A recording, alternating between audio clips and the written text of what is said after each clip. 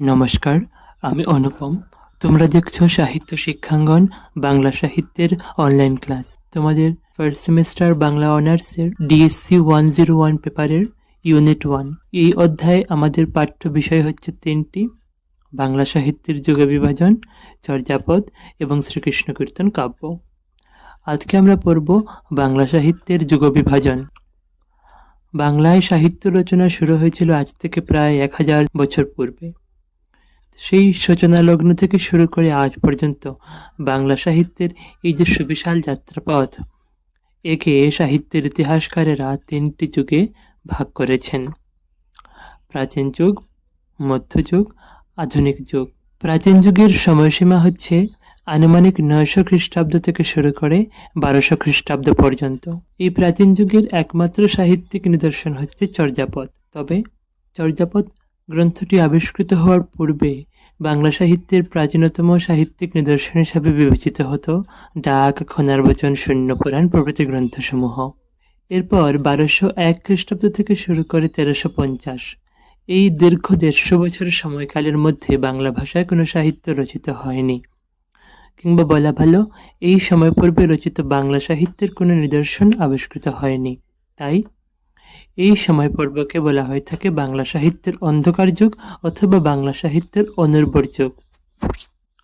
এরপর 1350 থেকে শুরু করে 1800 খ্রিস্টাব্দ পর্যন্ত হচ্ছে বাংলা সাহিত্যের মধ্যযুগ।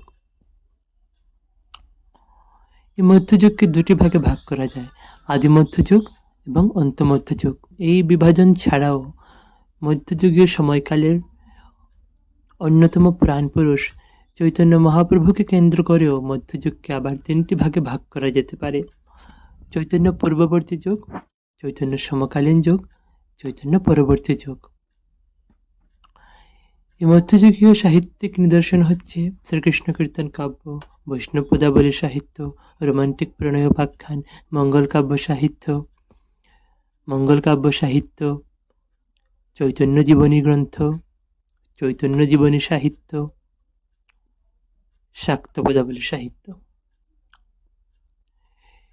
এরপর ভারতবর্ষে ব্রিটিশের আগমন ঘটে এবং তাদের হাত ধরেই বাংলা সাহিত্যের আধুনিক যুগের সূচনা হয়। ফোর্ট উইলিয়াম কলেজের মধ্য দিয়ে বিভিন্ন ধর্মগ্রন্থকে তাদের ধর্মগ্রন্থকে সাধারণ বাঙালি পাঠকের কাছে পৌঁছে দেওয়ার জন্য বাংলায় গদ্য রচনা শুরু করেন এবং সেই থেকেই বাংলা সাহিত্যে শুরু হয় আধুনিক যুগ।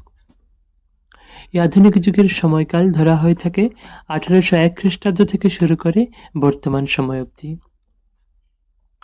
এই আধুনিক যুগে বাংলা সাহিত্য বিবিধ শাখায় বিকশিত হতে থাকে, যেমন গল্প, ছোট গল্প, প্রবন্ধ, রম্য রচনা, উপন্যাস, নাটক, প্রহসন, কবিতা প্রভৃতি। এবং বহু গুণী শিল্পীর কলমে বাংলা সাহিত্য পৌঁছে যায় বিশ্বের দরবারে।